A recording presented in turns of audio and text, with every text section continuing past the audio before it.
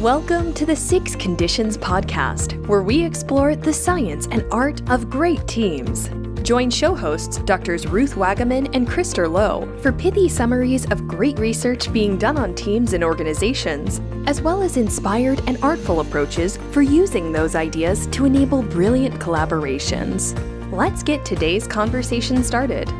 Welcome back, everyone, to the Six Conditions podcast, where we're exploring the science and art of great teams. Today, we are in episode number 8, the Team Diagnostic Survey. How does your team measure up against the 6 conditions? Hello, Ruth. How are you today? I'm doing really great, thanks. How are you, Krister? Pretty well, pretty well. Nice, another sunny day here in southern New Jersey. It is sunny and freezing here in New Hampshire. We have a fresh coating of snow. Yeah.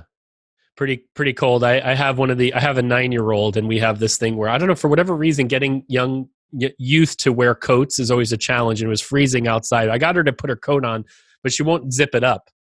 And then she's saying she's cold, and I'm like, well, zip it up.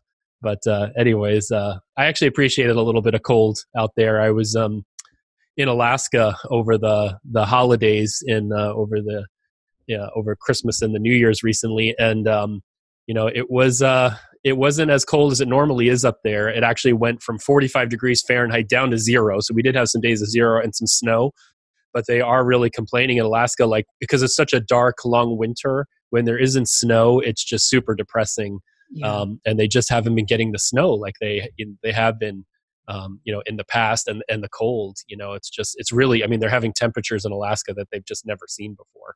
That is worrisome. So it's very worrisome as we, again, think about the larger context for our work. I think it's the stakeholder of nature having its voice, and it's going to increasingly intervene in the foreground is my feeling as we move into the, we have these painful fires going on in Australia at the time of this. So anyways, just to, put into context that we are part of a larger system, larger ecosystem. And, but I think also, I don't know about you, Ruth, but I'm getting the sense that organizations, the people in them, are not just interested in making profit. I think that's part of the equation, but that there is an increasing desire for purpose, and seeing how our organizations are serving, the broader needs of humanity. When governments are failing to step up, can organizations play an increasing role around that? So anyways. I agree with you. My sense is that people have always cared about having purpose,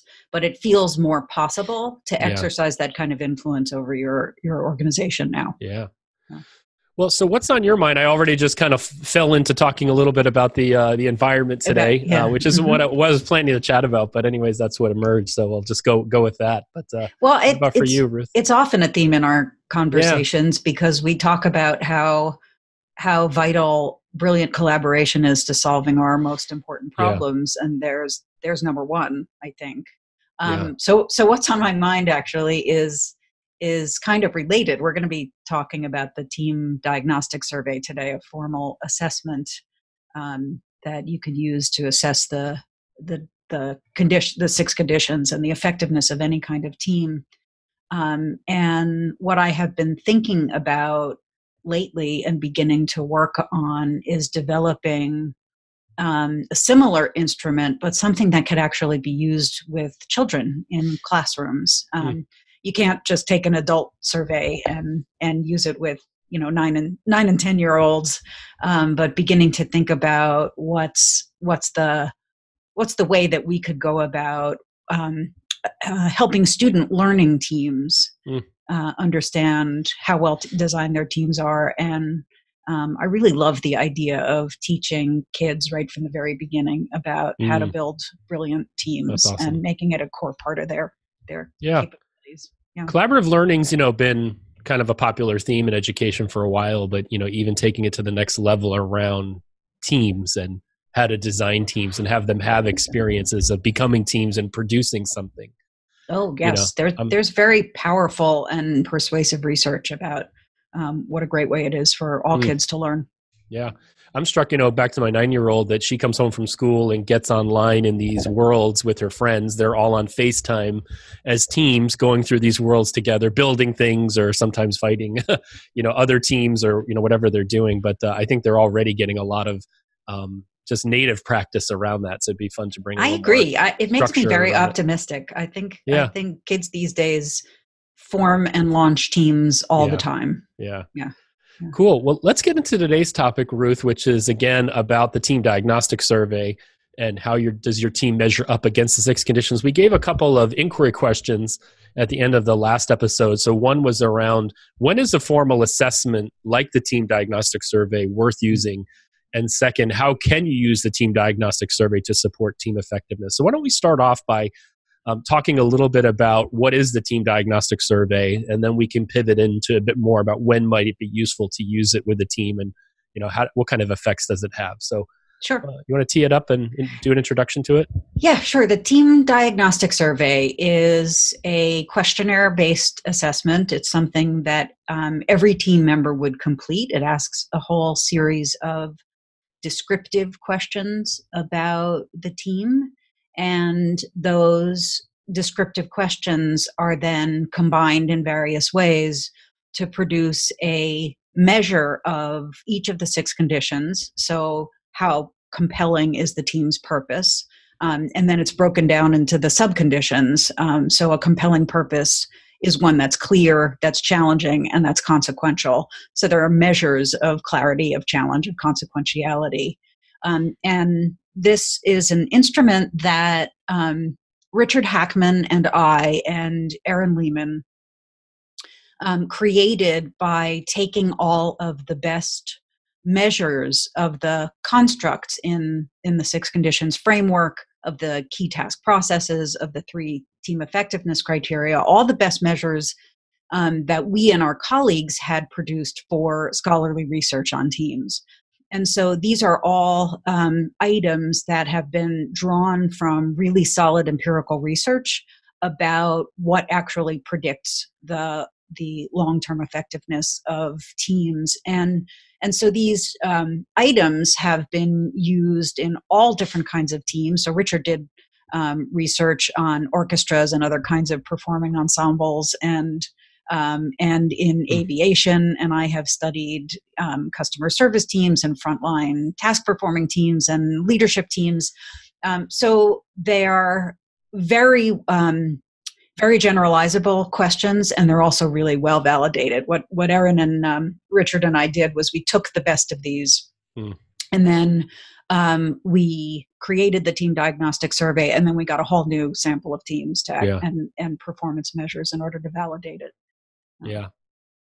What's coming up for me, Ruth, is, I'm certified in a number of different diagnostic instruments and team instruments. And I'm struck, I've actually inquired about the science and the validation behind many instruments, and it's really lacking. And again, it doesn't mean that those instruments weren't based on good theory or that there isn't good research behind it, but it's striking me. And I think this isn't just a problem or an issue with team assessments. It's also true of individual level assessments, that many of them really don't have a peer review published research behind them. And, I think, I think we all like to, ground in science. And, when you go onto LinkedIn and these different channels and you see everybody's quoting stats on this science and that science, but when you actually dig below the surface a little bit, a lot of it's pretty flimsy science at best. And so anyways, one of the things I've come to just appreciate is that, the Team Diagnostic Survey was subjected to real, world-class academic rigor. There's a 2005 peer-reviewed journal article that put forward the data behind it. And so again, it's not to kind of take any thunder away from other assessments, but I do feel a bit that this one's really, in my view, best in class around, really around science. If we're going to talk about science, let's do, real science and have the data behind it. So I think so. And I think actually one of the services that we can provide here is helping people make better assessments of the validity and therefore the usefulness of instruments they're choosing. I think you're being a little kind to individual level assessments. There are a lot of them out there with absolutely no theoretical rigor behind them and no real validation testing. They're just very popular and everybody uses them, and it has a sort of self-sustaining life. And there's no evidence that actually using them has any kind of impact on people's behavior or their performance. Right. Well, that's the predictive. And that's true. That's really true of a lot of what I see in a lot of the team assessments is an over focus on the dynamics. And so what the measures are about is about, trust and or lack of it, and conflict, and the various dysfunctions that you see in people's behavior. Well, that can generate an interesting conversation, but it doesn't tell you very much about what to do about it, because it's not based on a theory that can explain the relationship between these things and how well a team performs. I think there's another element to me around this, which is not all instruments are predictive of performance, right? Yeah, and exactly. So one of the things I appreciate about the Team Diagnostic Survey, I think in a number of your studies, getting up to 75, 80% prediction of those team effectiveness criteria. And that's a bit why it's important to start with, well, how do we measure team effectiveness? Because if we don't have clear outcome measures, then how do we go back and really identify what are the handful of things that are most predictive? So, right. One of the things I appreciate about the TDS is, it is predictive of performance, and, we have the data to support that. So let's talk a little bit, Ruth, about, folks can actually go online to our website at 16 Conditions and download a sample report. So you get to see what a team diagnostic survey looks like. It's really chock full. It's a 28-page PDF that's just chock full of data that has the main model of the 6 conditions, the 3 key task processes, and the 3 team effectiveness outcomes. But there's a lot of supplementary material in the reporting, which is also really valuable, that helps illuminate the main model and helps unpack a bit more. There's some stuff in there about the team leader, also about the team members themselves, and some qualitative feedback as well. So the instrument itself, is robust. But let's talk a little bit about when would be valuable to use an instrument like the Team Diagnostic Survey with the team. I think it's useful for teams that have already logged some experience and have had at least a round of meaningful accomplishment in their work. So a lot of times with leadership teams, a couple 3 months post-launch, for example, teams that have shorter task cycles that are expected to accomplish things in a week or 2 weeks, you could actually use it even sooner than that. But it's a really great way to help a team just take a pause and to reflect together and to look at something together about what is contributing to their effectiveness and what might actually be getting in their way. Right. It's a good way of helping them to think about not just, it's very easy to be focused on how it feels to be in the team and what you like and don't like about how people are behaving. And this kind of assessment helps people to sit back and say, so what is it in our fundamental design that has set us up to succeed, or that might be setting us up to fail? Yeah. I'm totally on board you with there. I mean, what I find is that it really can help teams ground in some common language and an objective referent to look at themselves in the mirror around. And what that oftentimes does is takes the focus on, instead of looking at each other, where we're probably more or less, assigning a blame or apportioning more or less, contributions to the success of our team. This really gets the team all looking at something objective and something that can be actioned around, right? And that's, I think, part of the beauty of using assessment, is that it really does concretize. It develops common language. It gives us an objective thing to assess ourselves, and then it also starts to point to areas that really can channel our energy rather than looking at each other and blaming each other. It kind of gives us some areas to focus on, and where we can see pretty quickly if we start to focus some effort there, some shifts. Because I don't know about you, Ruth, but a number of the teams I've worked with, I've assessed on the 6 conditions framework, they vary in terms of how strong they come out. We have these stoplight colors in the report. Many of them are, yellow and reds across the board. But, in a short period of time, they can shift those things pretty quickly. So it's striking when a team develops a common language, when they put some effort in, that they can actually see and measure progress very quickly. Yes. And with respect to it giving them something to work on together, when a team looks at the assessment overall and sees that there are some problems in the essentials, so maybe they're not really operating as a real team, maybe there's they're under challenged, or there's no clarity in their purpose. I mean, those are the drivers of most of the symptoms that can go wrong in a team, and it gives them collaborative work to do that will improve their own performance circumstances. And the conversations that I've had with teams about that they're really constructive. They're not finger pointing or blame or misery, and a lot of the work around purpose and why do we need to be a real team and what do our stakeholders want from us is actually really engaging and can be really an energizing kind of game changer for teams. Yeah. One of the things that's coming up for me, I know, both of us tend to work a lot with leadership teams, but I know your senior leadership teams book, which used the Team Diagnostic Survey, I think it was about 127 top teams of major organizations around the world in different sectors and industries.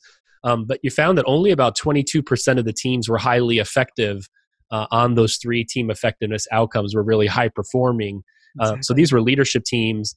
I think 37% were mediocre and 42% were poor performing. So I always love to kind of bring that data when I work with leadership teams because, we all want to be in the top quartile, right, in terms of performance. But I think it does, it's striking. And it's not just leadership teams, but across the board, because teams and team leaders have never been taught frameworks. Maybe they have the 5 dysfunctions model or other popular team effectiveness frameworks out there. I think, lacking something that like the 6 conditions really gets that structural design and creating an ecosystem. It's not surprising that many teams out there are kind of scattershot in terms of whether they're effective or not. It's a little bit more luck and just a mix of chemistry, and maybe they're getting some of the things right along the way. But I think bringing a bit of rigor through an instrument like the Team Diagnostic Survey really can help ground and stack the deck in favor of something great emerging. And I think that's one of the big things I'm noticing is that most teams that I come across they have naive theories about team effectiveness, or they're not articulated, right? They're theories of change about what influences a great team. Some of the things are really spot on. We'll do this exercise, the best team, worst team reflection, and have teams reflect on the teams they've been on throughout their life and identify the handful of things that, contributed to those being great teams or terrible teams. And a lot of them, those things come out and they can be explained by the 6 conditions framework. But again, they tend to be more based on just, anecdotes or experiences rather than codified into a structured framework or model that can be measured and assessed and tracked over time. Which is another part, is we can not just use the Team Diagnostic Survey towards the beginning of a team cycle, but we can track it through, we have a pulse check assessment, and then measure again at the end of a cycle and really see changes. And that can really help with self-coaching. It can help with accountability and such, right? And also accountability about investments, because, oftentimes teams will want to know, well, what, if I hire you or we bring you in to do work with the team and use the Team Diagnostic Survey, what are the results are we going to get? Well, this, we can't guarantee results, but what we can do is say, well, at least we can measure part of that, right? Through and importantly, measure the progress in the things that they're working on as well, right? So if they identify a handful of things in the 6 conditions that need their attention, they can see progress in those things over time. And we know from the validation research of the Team Diagnostic Survey that the 6 conditions account for more than 80% of the variation in the key task processes. So you do see very rapid changes and improvements in the key task processes, which are really good long-term predictors of the outcomes. But I just reflecting back on something that you said there, I think there is a lot of learning that people have had from their team experiences about what's associated with team effectiveness and what's associated with ineffective teams. And what they don't necessarily have is a way of thinking about what are the drivers or points of leverage that you can act on. What are the things that are kind of symptoms or emergent processes, and what are the outcomes that we're driving for. So this framework, I think, offers them a way to think about that, and then to take a look at themselves in a constructive way. Yeah.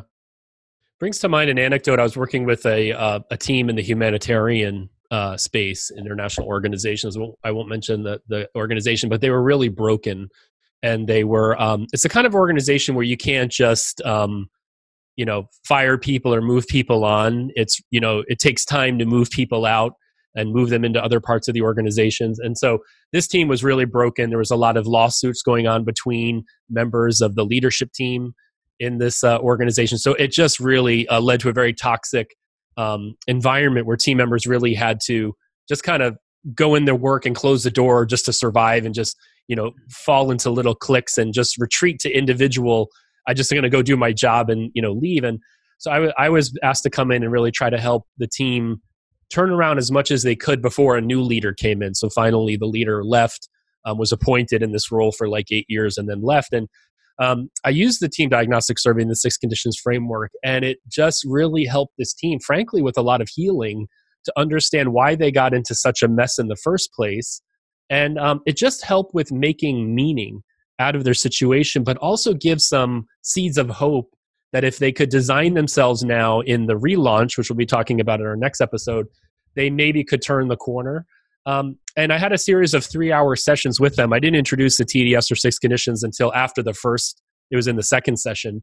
But I have to say, moving a little bit out of the relational damage and trauma that they experienced to get into a little bit more about the design and structuring of the team was very liberating for them. And it gave them something to hang their hats around about how they could find a way out of the mess that they were in, because the team wasn't being disbanded, nor were team members, many of them were looking for other opportunities to move and get out of that department. But, it was striking to me how grounding in the TDS and the 6 conditions really gave a lot of hope in a situation that, I'll be frank, I felt was pretty hopeless when I went in. And I had given up.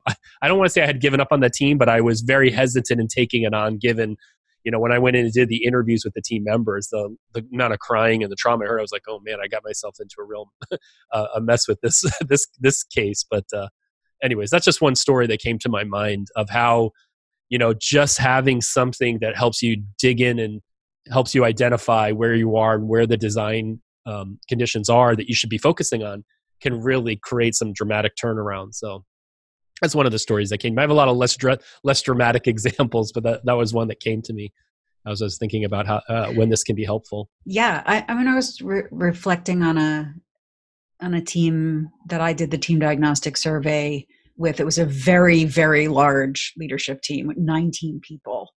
And not surprisingly, one of the things they were scoring poorly on was real team. And the notion that 19 people could have a shared accountability and be interdependent for something, that's really hard to pull off. And it wasn't something that they had ever felt able to raise with the senior leader before, that really we could reconfigure ourselves and be much more effective if we were not trying to convene this entire body or treat it as a whole team. And just reflecting on those data together allowed them to have a really fundamental conversation about their structure in the same day, and to make real decisions about how to reconfigure themselves more effectively, all within a short period of time. And again, I think, the theme here that I'm recognizing in the story you were telling, as well as this idea of hope. There's immediately something that you can do, and a conversation that you can have, and a set of decisions that you can make that set you up, that the next meeting is not going to be so grim, right? The next iteration of how we work together is going to be on a higher platform. I have to say, like, the majority of teams that I assess using the Team Diagnostic Survey don't come out, green across the board, or, highly, well functioning.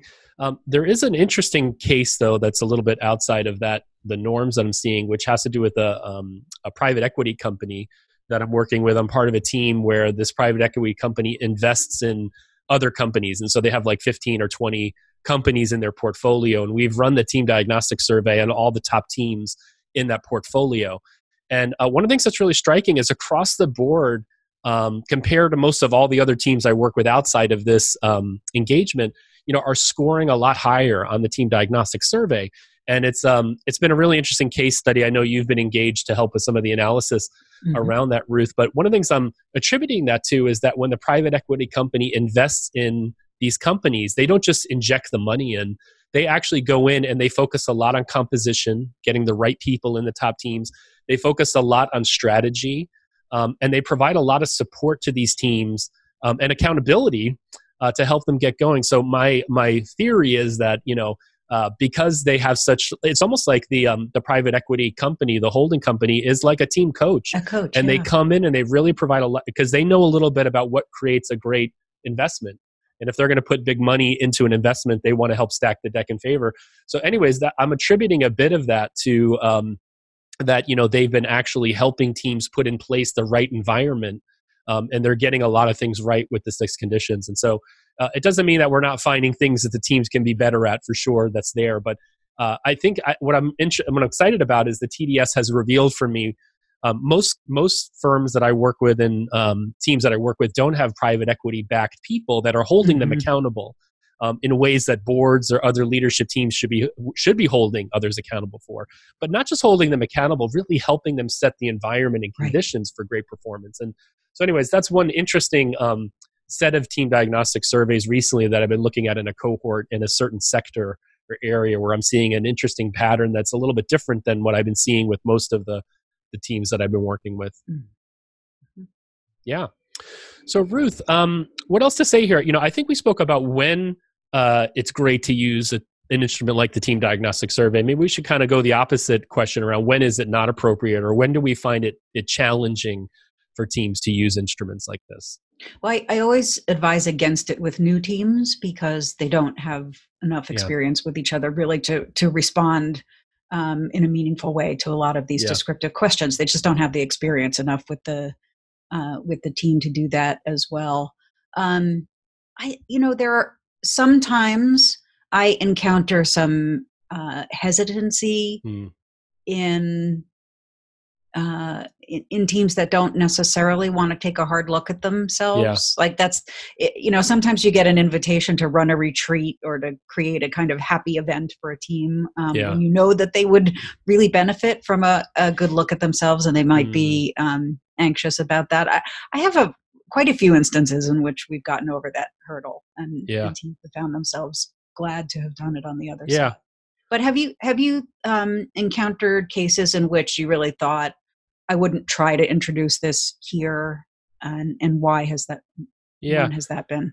I tend to have a high risk-taking propensity, so I like to kind of push clients to go a little bit further. I definitely have come across teams and organizations where teams are truly not feeling safe enough to be able to run that, and sometimes we get them over that hurdle, and sometimes they go for it. But I think it does, get at where some organizations there may be a lack of safety, or there's, some confusion that the Team Diagnostic Survey is going to be used as a performance management measure, which it's not. So I think it's really just around is it safe enough to do that? We've had, one team that actually wants us to coach them for a while before they get measured on the Team Diagnostic Survey, because I think they want to put their best foot forward and not come out really bad on the survey. So I've seen that.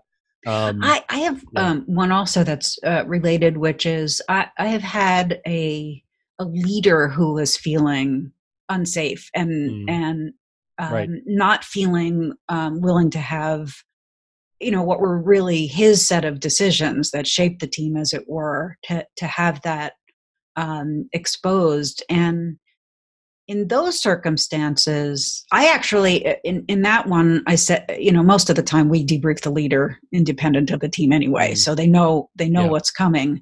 And in almost all of the cases where I have done a debrief with an anxious leader, and they've seen what the themes are in the data, and they know that it has set them up to do something more constructive the next time they convene the team, they become more willing to share the data and have the full conversation in the team. Well, and that's, I think a best practice is to have that time for the team leader to take their armor off and just complain, or, whatever reactions they have, positive or negative, to have a place to work that out. So when they actually show up on the day with the team, they can be in their best, their best performance mode, right? I had one very senior team where there was some anxiety about, they were willing to do the Team Diagnostic Survey, but they were worried about the results leaking out to the press and to the public, because it was the most senior team I had ever worked with. And so, basically what we did was We ran the Team Diagnostic Survey, sent the results to the CEO in a separate email, not the company email for safety reasons. We had the debrief, and then on the day of the retreat, we actually went over the results. We had hard copies in the room, and we collected the copies at the end because there was that level of anxiety about having this data floating around, because it could be used as evidence to take on the CEO, or exactly it could be used for malicious intent. Yeah.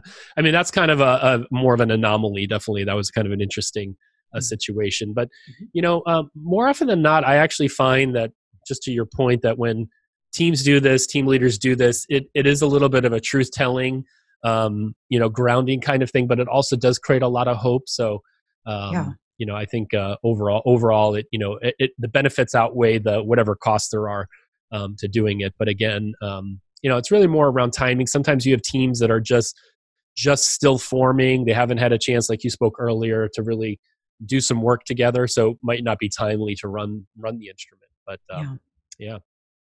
I certainly have, I certainly have had teams and team leaders be surprised by the results, and not necessarily in a positive way. So I was thinking of one leadership team that I'd been working with who really had done quite a lot of work around what I would call hygiene norms, meaning they were very serious about everybody turning up for the meeting, turning up on time, turning off their cell phones, participating, being engaged in the conversation. But there were some other fundamental norms and expectations, like what is our role in the leadership team, that hadn't been dealt with. And so they came in expecting to have very high scores on their norms. And in fact, and of course the scores come from their own descriptions and reflections. Their scores were actually a lot lower. They were yellow, almost into the red, on their norms of conduct. And it became an incredibly meaningful conversation that harkened back to, so what is our collective function for the organization, and what are the things that only we can do, and how do we need to show up in order for that to accomplish. And this was during a period of time when the firm was doing well, but its future, whether it would continue, how it would continue, how it would define itself, was an open question. And grappling with it, and with the data, and with these themes at that time, was the thing that allowed them to redefine themselves, sustain themselves, and they continue to operate with tremendous success to this day. Nice. Well, Ruth, I think we should probably start to bring this episode to a close. One final point I wanted to make is, I think, this episode, or this show, we've been talking about the science and art of great teams. And I think what the Team Diagnostic Survey does is really gives you this powerful, validated, reliable instrument that helps you measure team effectiveness. But you need to bring the artful facilitation to bringing it to life. And so we have lots of techniques of how to use a Team Diagnostic Survey report. I like to use a lot of embodiment. I put the model down on the floor, I get the teams up and standing on the framework, and, getting really dynamic dialogue going. So, I think this is just where the science, when it's augmented with good artful facilitation, can really bring it to life. I mean, how you use an instrument matters as much as having an instrument, right? So just sitting around talking about it might be, one way to get some value out of it, but I think there's a lot more we can bring. And, maybe that's a focus in a future episode around some of our favorite facilitation techniques or tips. I know in our advanced practitioner certification, our level 2 workshop, we introduce a lot of those techniques. But, if folks want to learn more about this, I think we have the 2005 article, you can maybe mention the journal that it comes from. It's the JABS, the Journal of Applied Behavioral Sciences. This, we published the validation studies of the Team Diagnostic Survey in a peer-reviewed journal, and you can read more about that validation process there. Yeah. And then we have, a sample report. If you go to 6 team conditions on our website, we have some resources there if you want to check it out. In our level 1 online practitioner certification program, we actually certify people to use the Team Diagnostic Survey. We introduce people to the 6 conditions, show you case examples. So if you're interested to check that out, you can kind of get learning going, whenever you want. But just a little plug there if you want to take some more steps forward to learn more. And then I think your book, Ruth, Senior Leadership Teams, What It Takes to Make Them Great, is a really good primer on how using the 6 conditions framework in the Team Diagnostic Survey really was an underpinning of that great study. I think really one of the best studies out there on top leadership teams. So that's a good book for people that want to dig in a little bit more and do some reading around one, big study that was done in the field, but had a real evidence base to it. And, that one particularly gets at senior leadership teams, but I think a lot of the insights and learnings, are cross-cutting. I know Richard Hackman's 2011 book on collaborative intelligence, where the framework was used in the intelligence community, also is an interesting resource people might want to take a look at. Actually used the assessment as well. The data come from the Team Diagnostic Survey. Yeah. Anything for you in closing to button up this episode on the Team Diagnostic Survey, Ruth? I was just reflecting on something that you often do when we teach together, which is we do the sort of sorting of participants and ask them some questions about where they stand. And one of them that you like to ask is, are you over here on a continuum of people who absolutely love diagnostics, really just eat them up, and that's, and love having data to work in your practice? Or are you over on this end of the continuum where you see diagnostics as kind of the lazy consultant's crutch? and I was just thinking about that question and how people come to this kind of work and where they wind up standing.